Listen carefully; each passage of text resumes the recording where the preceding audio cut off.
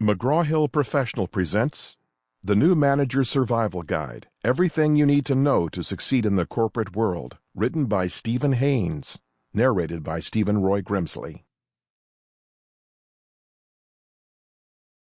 Forward. When I first read the manuscript for The New Manager's Survival Guide, I asked myself two questions. Number one, who exactly might benefit from this book? Number two, who exactly might think that they would benefit from this book? Although these questions are separated by just a few choice words, the differences in their meanings are vast. Having spent over 20 years in the corporate world with a variety of different companies and in a number of different leadership positions, I immediately knew the answer to my first question. In a word, everyone. This may seem like a dramatically overarching response, but in truth, I can't think of a single person, inside business or outside of it, who couldn't benefit by knowing the ins and outs of how a company operates. For anyone who works inside a company, the information that will be shared within this audiobook will serve as an invaluable resource that would take most business professionals decades to learn on their own, if it even gets learned at all. Throughout my career, I have witnessed far too many business people who fail to gain perspectives and understandings outside of their own job functions and, as a result, fail to fully grasp how to effectively collaborate and interact outside the boundaries of their own departmental walls. It takes time, patience, and an innate curiosity to learn about what other functions do and, perhaps more important, why they do it. As such, this knowledge tends to be coveted by those select few individuals whose job it is to deeply understand and interact with multiple different departments on a very regular basis, or by those people who actively seek out such opportunities on their own. In the grand scheme of things, neither of these scenarios is terribly common within large organizations, and as a result, internal misalignment and miscommunication can be something of the rule rather than the exception. For those people working outside of companies, nary a day goes by without someone asking the question, why in the world did company X, Y, or Z do that? Whether this question is asked from the perspective of a frustrated customer, a concerned supplier, or an inquisitive investor, it is quite common for people outside of an organization to not fully understand what makes a certain company tick, or, perhaps more commonly, not tick quite as steadily as maybe it should. Not that understanding the root of any particular company issue will automatically make it go away, but it will certainly lessen the frustration of not knowing and clear the path for a smoother, more fruitful interface that all concerned parties can more effectively benefit from in the long run. Practically everyone on Earth deals with companies at some point in his or her life, so understanding how they work can only make that interaction more meaningful. This book provides the foundational knowledge that most people, both inside and outside of companies, don't always have ready access to. So within this context, answering everyone in response to my first question doesn't seem so out of range. My second question, on the other hand, is a bit more difficult to address. Let's face it, the reason I asked the question of how many people might think they need this book is because I have a sneaking suspicion that this number may not be very high, or at least not as high as it should be. In my experience, I believe that most people in business instinctively know just how much they don't know about the way their companies operate. The problem is, some people in business might feel that they should know how a company operates, and therefore they may be reluctant to fully admit when they don't. Couple that with the fact that deep learning takes time that may not always be in abundant supply, and you have a recipe for broad knowledge gaps not only to exist in business, but to actually widen as careers progress and responsibilities expand. All of this brings me to my main concern, which is that new managers, or even aspiring ones for that matter, might be inclined to believe that they can learn everything they need to know on the job, or worse, that there might be some unwritten expectations of them to do just that. Of course, the fact that you have chosen to read this book indicates that you probably don't fall into this particular category, and it is for this very reason that I would like to ask for your help in two relatively simple ways as you work your way through the chapters that follow. First, if you find the lessons in this book to be valuable, and you find that they provide you with insights that you did not previously have, then my first ask is simply that you apply whatever it is that you learn. I realize that many people will have picked up this book in order to advance their own careers, and believe me, that is an honorable and worthwhile cause. But great careers also make great companies, which also happen to make great products. Applying the lessons you learn throughout this book will not only help you to enable your own career, it will also help you to enable this entire cycle. And the result of this is something that everyone can ultimately benefit from: employees, companies, investors, and consumers alike. My second ask is even easier than the first, and that is that you proudly tell your colleagues about what you learn and how you learned it. To be clear on this point, I am not directly asking you to promote this particular book, and I hope the fact that I am not the author of it helps to lend some credibility to this statement. Instead, I am asking you to promote the idea of this book. Perhaps my view has been slightly jaded over the years, but I have heard far too much buzz within companies about management skills being something that can't really be taught. The result of this myth is not that the teaching won't exist, but instead that it won't be embraced. And this is perhaps the most damaging scenario that can persist. So as you read this book, if you find that you're getting something out of it, be sure to tell your colleagues, your employees, and your friends that it's okay for them to use a business survival guide as well. Proudly display it on your bookshelf and openly discuss the exercises that appear throughout each chapter as you work your way through them. Despite what you may have been told, you weren't born to be a manager. You earned it. And now you need to learn it as well. This guide is just one of the tools that you will use along the way, and hopefully, you will continue to refer back to this book and use it as a roadmap to help get you back on course if ever you should lose your way. What leads me to one last sentiment that I'd like to pass along to you, based on something my wife passed along to me the last time I drove nearly 50 miles out of our way before admitting that I had no idea where I was going. Remember that there is no failure in being lost. The only real failure is in not knowing when to ask for directions. My wife's version may have contained a few more exclamation points, but I'm sure you get the idea. In short, this book can serve as your directions. And just as important, the example you set by reading and utilizing all that it has to offer will almost certainly encourage other people to ask for their own directions as well. I can't think of a greater impact that this book can have on the business world, and I can't think of a better way to wish you well as you take the next step in your management career. Bob Caparelli, author of Creative Strategy Generation. Introduction. I love business. Every day when I wake up, I switch on the TV to the Business News Channel, read through the Wall Street Journal, and scan the stories on Business Insider. I'm always trying to learn what business leaders think and how businesses achieve success, a mindset I'd like you to be able to adopt. Many of you may be newer to the corporate world and find it a fascinating place to work. Based on my own experience and from what I learn in my research, challenges abound. You may be asked to work on projects that don't make sense or may witness business politics that just doesn't seem productive or logical. Business people who work in mid to large-sized companies are often admonished by their bosses to deal with these issues, which is easier said than done. From my standpoint, it's easier to adapt and be productive when you know what you're working toward, expect the unexpected, and adopt a proactive mindset. Business can and should be simple to understand, and that's why I've written this book. I've been involved with the world of business for decades and have accumulated knowledge, experience, and wisdom that I'd like to share with you. This is a book for you if you are newer to your business or managerial career and you need a concise guide that will show you how the gears of a business operate in any middle to large-sized company. Worked in a functional area of a company, for example, engineering operations, and will be taking on a business or management role.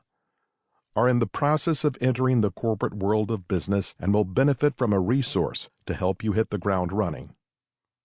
Some people have an innate understanding of all things business, some do not, and others are somewhere in between. Some of you already work in a business role in a corporation, and others aspire to. Regardless of your role as a business person, I can tell you that leaders expect a lot. They want their newer managers to focus on the big picture of the business, cultivate great relationships across the enterprise, and contribute to the advancement of the firm's goals. In the overall scheme of things, managers are expected to understand how the business works, how to get things done, and how to influence others who don't work for them. Business acumen is the term used to describe a person's understanding of various dimensions of a business that are in play as situations arise. This business common sense is built up over time, just like practitioners such as surgeons, musicians, or pilots get better with practice. My hope for you in this book is that you'll gain an appreciation for the interconnectedness of the parts of a business so that you can recognize the signals as various situations arise and figure out what to do to get things done. My role as guide is to accelerate your journey. As you absorb what's contained in these chapters, some content will be familiar to you based on your own experience or what you've learned in school. However, you'll derive the best benefit when you can see how to knit those areas together with new thoughts and ideas. This mindset will add to your expertise, resourcefulness, and confidence. How to use this book to improve your business acumen. I've written this book partially as a business practitioner's handbook to help you view various dimensions of a company, and partially as a managerial development work tool so that you can take direct action as required. How you use this book will depend on your experience and motivation. For you to gain the best perspective to start your work, I've summarized the 12 chapters contained in the book. Chapter 1. Starting Out. Assessing Your Business Acumen. If you don't know where you are and where you want to go, how will you know what to do? This is the chapter where I'll define the key dimensions of business acumen and why they're so important. I'll also introduce you to a tool to help you assess your business acumen, which you can use to create a purposeful professional development strategy. Chapter 2. Finding Your Way Around the Organization. Working in a company can be made easier if you know how the company makes money and how it's organized, the people who work there, and what makes them tick. While you may think it's simple to figure out who's who by looking at the organization chart, savvy business people need to figure out how to navigate the informal organization. They must create great working relationships while earning trust and credibility. This chapter will provide you with practical tools to help you chart your path. Chapter 3. You Can't Do It All Yourself. It's generally known that when people with different skills are brought together to work on a team, everyone benefits. This is easier said than done. I'll guide you by explaining various team structures and describing essential team operating paradigms. I'll then explain the importance of team leadership and collaboration, which is vital to business efficiency and competitiveness. Chapter 4. Money is not a foreign language. In fact, money is the language of business, so I'll provide you with a basic overview of business finance so you can get your bearings and establish a game plan to get your mind into the numbers game. To achieve this, I'll explain the fundamentals of finance and describe the key financial statements you'll need to know about. I'll also demonstrate why budgeting and financial planning is critical to aligning others in the organization and in tracking progress. Chapter 5. Leveraging Processes to Get Things Done. Throughout your business career, whether you follow prescribed documentation or not, you will leverage processes to get work done.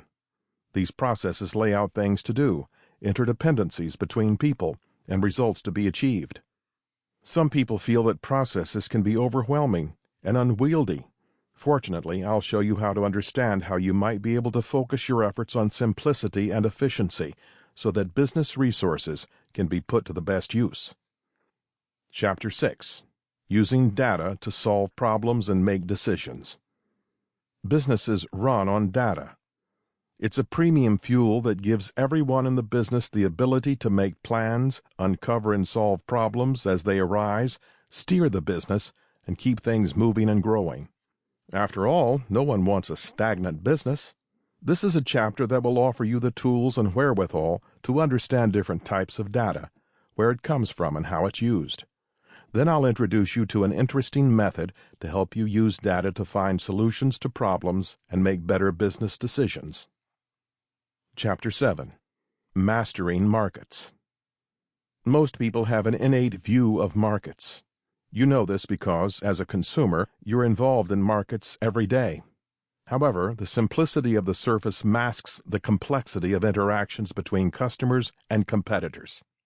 Business people must be cognizant of market dynamics, so I'll make this topic easy to understand by characterizing the key aspects of markets and showing you how they're studied and how insights are derived, all of which contribute to the strategy of the company. Chapter 8. Setting Direction with Strategy. People who work in a business, just like people who play on a sports team or perform in a show, need to know what they're working toward and why. Everyone needs a goal and a path to achieve that goal. This chapter supports you with the essential context required to understand the foundations of strategy and strategic planning so that you can contribute to the future direction of the company. Chapter 9. Understanding Products. This chapter is designed to help you establish important linkages between market insights, strategies, and the ideas for innovative products. You'll learn that a product is anything that's sold, regardless of whether it's tangible or intangible. I'll show you how products are organized in a company and how they're brought to life with a business case, with recommendations on how you might pitch a product idea. Further, I'll share some areas that are important for business people to know about, including product design, make versus buy analysis, project management, and intellectual property. Who knows, you may be inspired to be a product manager one day. Chapter 10.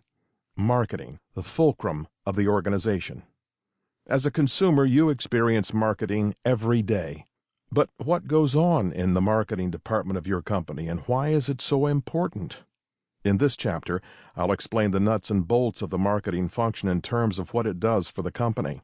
This includes inspiring dialogues with or between customers, attracting customers to your company and its products, creating a remarkable experience, and producing content to inform customers so they can make buying decisions. In the end, marketing helps bring the business strategy to life. Chapter 11. Assessing Business Performance. All the best plans and programs are rendered useless if a company cannot track how well it's doing. In this chapter, I'll knit together much of what I covered in the book to place business performance center stage and in the front of your mind. Why? Because in business, everything boils down to execution on plans and profits earned. You'll learn that precision analysis and a keen eye allow business people to associate data-driven measurements that bring the state of the business into clear focus so that new plans can be imagined and put to work to keep the business growing. Chapter 12. Your Professional Development Strategy. In Chapter 8, I will explain the importance of business strategy. In the same vein, you will need to develop a purposeful professional development strategy to keep your business career on track. This brief chapter will provide you with the ability to integrate what you learned in the book with what you gleaned from your business acumen assessment results. You can use this book to take direct action as exemplified in the templates, exercises, and helpful hints in each of the chapters. I cannot emphasize this point enough. When you proactively take action, it means you seek out diverse job experiences to expand your portfolio of skills, which will contribute to your effectiveness as a business person. Also, when you are seen by your managers as an individual who takes on challenges and seeks out new experiences, you'll increase your chances of being promoted. Also, to absorb what's contained in the book, you can certainly read it in a sequential manner to get the gestalt of the entire work. Then you can refer back to various chapters when you encounter a specific situation and need a refresher. With this context, I want you as a new manager to develop your own sixth sense for business. I can safely say that leaders of organizations large and small are constantly on the lookout for new ways to do things. They have an insatiable need to get work done quickly and efficiently and to remove as many obstacles as possible. They need employees whom they rely upon and trust to protect the interests of the organization. In other words, they need good managers. Even more, they want these managers to evolve into the leaders of the future. As you journey through this book, use the tools and suggestions to help you raise your game. My hope is that this book will offer you a set of lenses through which you can view business in a simple, practical way. Chapter 1. Starting Out, Assessing Your Business Acumen. After you read this chapter, you should be able to interpret the key dimensions of business acumen needed for business people to be successful. Evaluate your business acumen with a simple assessment. Define areas on which to focus to develop your business acumen. The wise man will want to be ever with him who is better than himself. Plato. Most managers say to their new hires that they have to hit the ground running. I don't know about you, but most times I was advised to do this. I'd end up like a kid, falling down, scraping my knees, and feeling bad. After I graduated college, I was hired as a management trainee at a company that distributed plumbing and heating products. I knew nothing about pipe, valves, fittings, toilets, or boilers. Nonetheless, I was told that I had to learn every job in the company by doing every job in the company. I thought that would be fun, although I was scared out of my mind.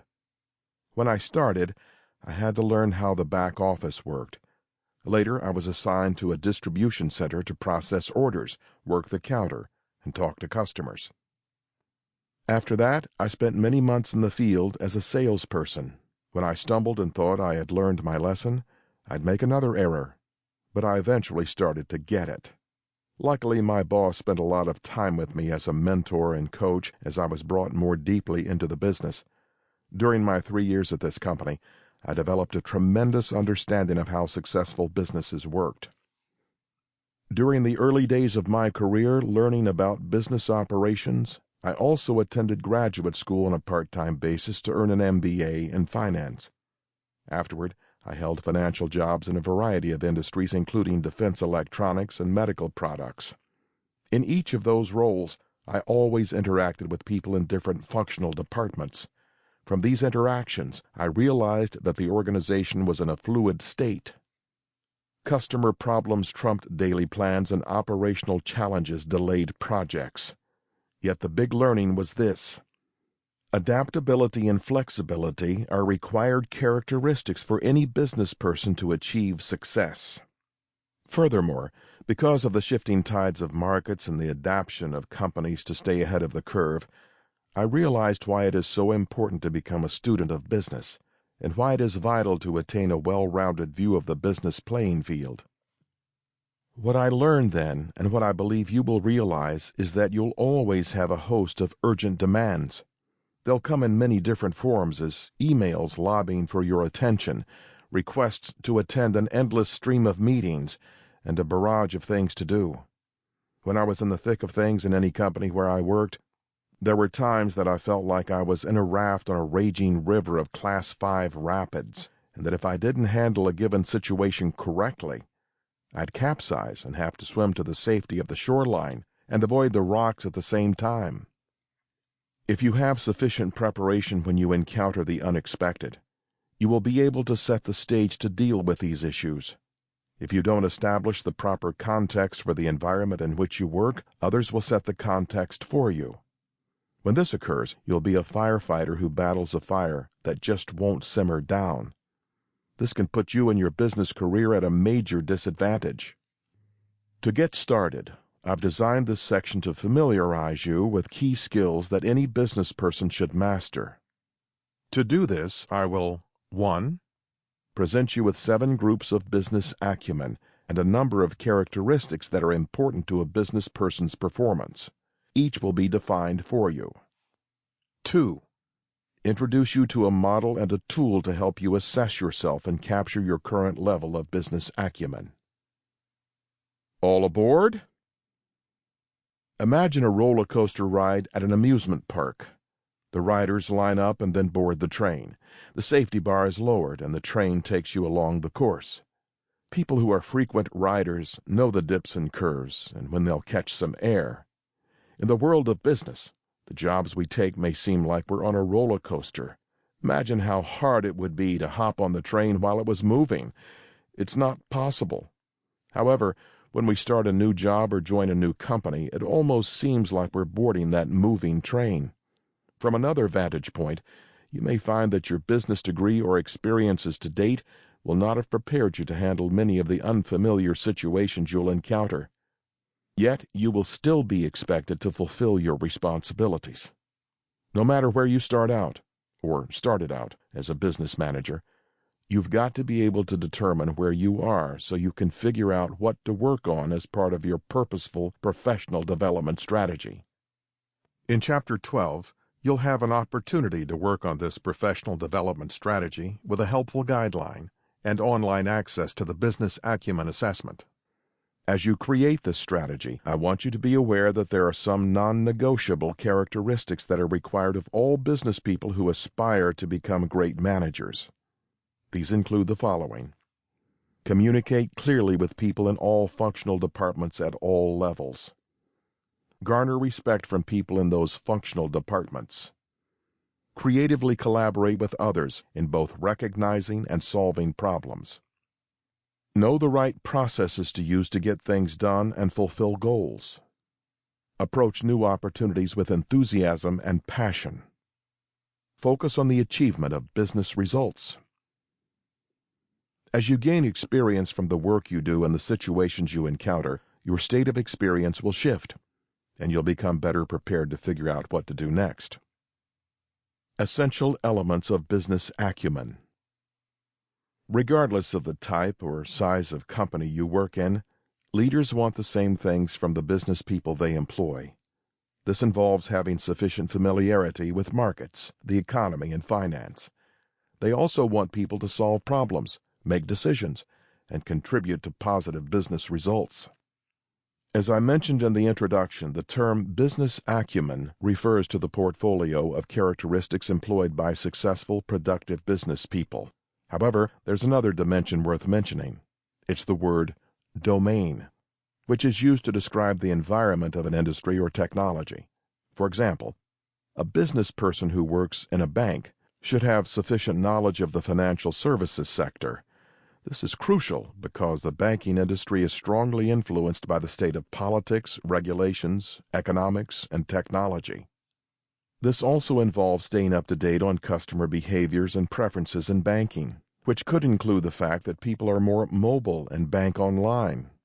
People who might opt for a business role in a bank and stay current on activities in that domain would be more committed to that role and may do a better job than a person interested in consumer electronics. I had an experience a number of years ago that illustrates an important perspective. While I was conducting an organizational research project, an executive explained to me that some business people needed a combination of domain, subject matter expertise, and business skills and understanding. This particular case had to do with a nuclear power generation market. He described how he had to evaluate prospective business managers for leadership roles based on their understanding of the industry, its relevant technology, and market dynamics. To further illustrate his point, he used his hands to form a T and said that a T-shaped manager with a combined breadth of business acumen and depth of domain was required to be a successful business person in his company. A light bulb went off in my head. I took out a piece of paper and drew the T-shape. Then I thought to myself that there had to be a way to visualize the gradations of business and domain expertise. As I ventured through my own career, I subconsciously made choices about companies in which I could work based on my perceived level of business acumen and domain interest and expertise. Some roles were easy to get my mind around because I was interested and could more easily associate with them. In choosing one of my first financial positions, I opted for a job with a medical products manufacturer over a similar role in a bank. I learned the domain of those medical products because I was keenly interested and easily saw my way forward in learning that area. I had similar experiences in subsequent roles with computing hardware and business automation software. I can safely say that you will immensely benefit from what's contained in this book as you expand your breadth of business knowledge and expertise. To help you do so, Sample complete. Ready to continue?